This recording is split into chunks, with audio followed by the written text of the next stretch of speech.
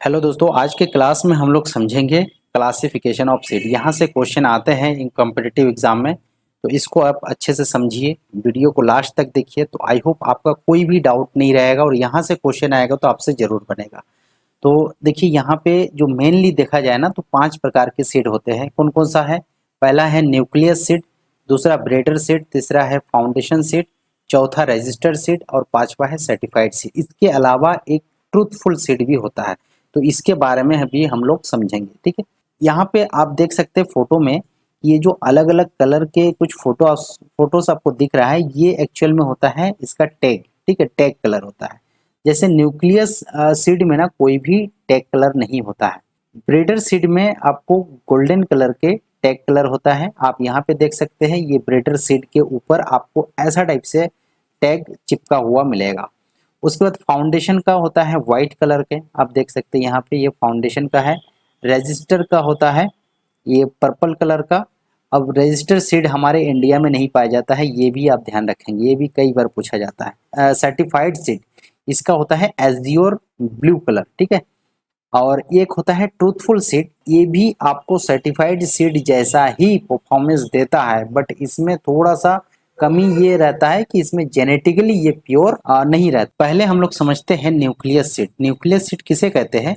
तो कोई भी वैरायटी का एक जो ओरिजिनल सीड रहता है, जिसे ब्रीडर प्रोड्यूस करता है, उसी को हम न्यूक्लियस सीड कहते हैं। ये स्मॉल क्वांटिटी में होता है, किसके पास होता है? ब्रीडर के पास होता है। इसमें जेनेटिकली और फिजिकली 100% प्योर होता है, क्योंकि ये एक्चुअल जो वैरायटी डेवलप किया है उसी का सीड होता है। इसका अब सर्टिफिकेशन कौन करता है, ये बहुत इंपॉर्टेंट पॉइंट है। तो इसका सर्टिफिकेशन ना जामिन का सीड सर्टिफिकेशन एजेंसी करता है, लेकिन इसका जो फाइनली सर्टिफाइड करता है वो ब्रीडर के द्वारा ही किया जाता है। जो ब्रीडर इसको प्रोड्यूस करता है उसी के द्वारा ये फाइनली सर्टिफाइड किया जाता है।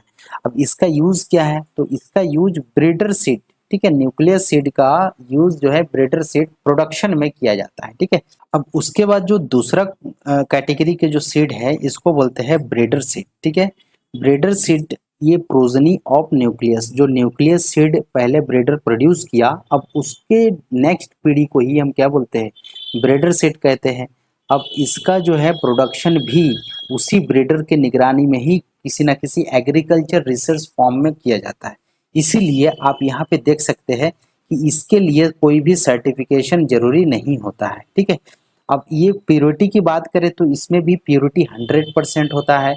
क्यों? क्योंकि ये न्यूक्लियस सीड का जस्ट प्रोजनी है इसका। ठीक है, तो इसमें जेनेटिकली और फिजिकली प्योरिटी 100% होता है। इसका टैग कलर आप ध्यान रखेंगे, इसमें टैग गोल्डन कलर का होता है। और टैग का साइज क्या होता है? तो 12x6 सेंटीमीटर इसके लंबाई चौड़ाई होते हैं टैग का। ठीक है, और इसका यूज किसके लिए होता है? तो फाउंडेशन सीड के प्रोडक्शन के लिए इस सीड का यूज किया जाता है। तो ये हो गया आपका ब्रीडर सीड। अब जो नेक्स्ट सीड है वो है फाउंडेशन सीड। फाउंडेशन सीड किसके प्रोजनी है? तो ब्रीडर सीड के प्रोजनी है। ठीक है, और इसके जो कलर टैग कलर देखेंगे वो व्हाइट कलर के हैं। ठीक है, ये 3rd नंबर के सीड है और इसको मदर सीड के नाम से भी जाना जाता है। क्यों बोला जाता है? क्योंकि इसी से रजिस्टर्ड सीड या सर्टिफाइड सीड डेवलपमेंट होता है। और सर्टिफाइड सीड का ही इस्तेमाल कौन लोग करते हैं? किसान लोग करते हैं कॉमर्शियल प्रोडक्शन के लिए। इसीलिए इसको मदर सीड के नाम से भी जाना जाता है, याद रखिएगा। इसका प्रोडक्शन जो है, प्रोडक्शन करने की रिस्पॉन्सिबिलिटी एनएससी के पास है। ठीक है, मतलब नेशनल सीड कॉरपोरेशन जिम्मेदारी लेते हैं कि कितना फाउंडेशन सीड प्रोड्यूस करना है, कितना नहीं करना है, तो वो उसके ऊपर रिस्पॉन्सिबिलिटी रहता है।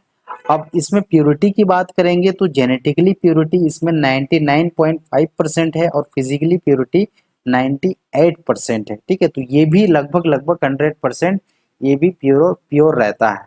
सर्टिफिकेशन कौन करता है इसका? तो स्टेट सीड सर्टिफिकेशन एजेंसी के द्वारा इसका सर्टिफिकेशन किया जाता है। टैग कलर ध्यान रखेंगे, व्हाइट कलर रहता है। इसका साइज 15x7.5 सेंटीमीटर है। उसके बाद जो नेक्स्ट कैटेगरी के सीड है वो है registered seed. Registered seed foundation seed के प्रोजनी को बोलते हैं और ये हमारे इंडिया में नहीं पाया जाता है, ये ध्यान रखेंगे, ये मोस्ट इम्पोर्टेंट पॉइंट है।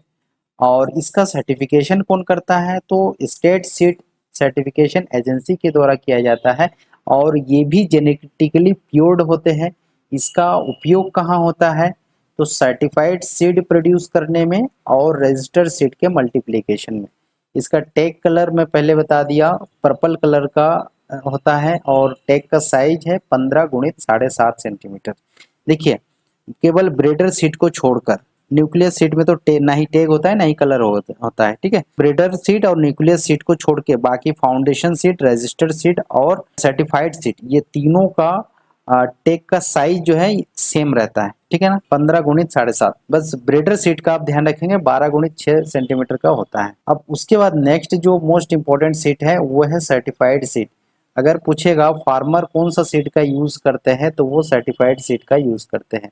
अब ये किसका प्रोजनी है, तो फाउंडेशन सीट का या रजिस्टर्ड सीट का प्रोजनी है।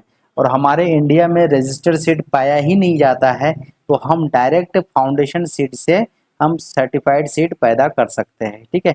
ये जेनेटिकली 99% प्योर होते हैं और फिजिकली 98% प्योर होते हैं।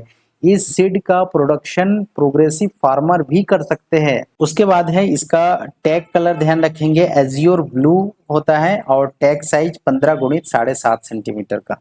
इसका यूज कॉमर्शियल क्रॉप प्रोडक्शन के लिए करते हैं। खेती होता है, आप मार्केट से सीड लेके आते हो, वो किस टाइप के सीड होता है, तो वो होता है सर्टिफाइड सीड और उसमें कलर होता है एजियोर ब्लू। तो ये ध्यान रखेंगे। तो ये आपका पांचों प्रकार के सीड हो गया है।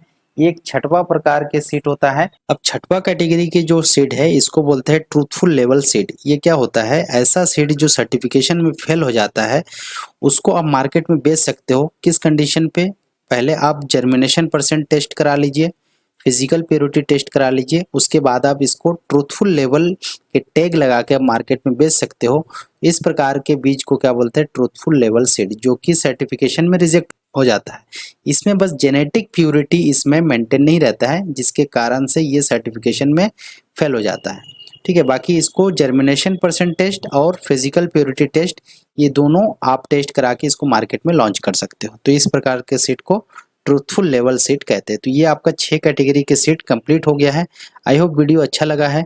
वीडियो अच्छा लगे तो लाइक कर दीजिए, चैनल में नए तो चैनल को सब्सक्राइब कर दिए। आज के लिए इतना ही। जय हिंद, जय भारत।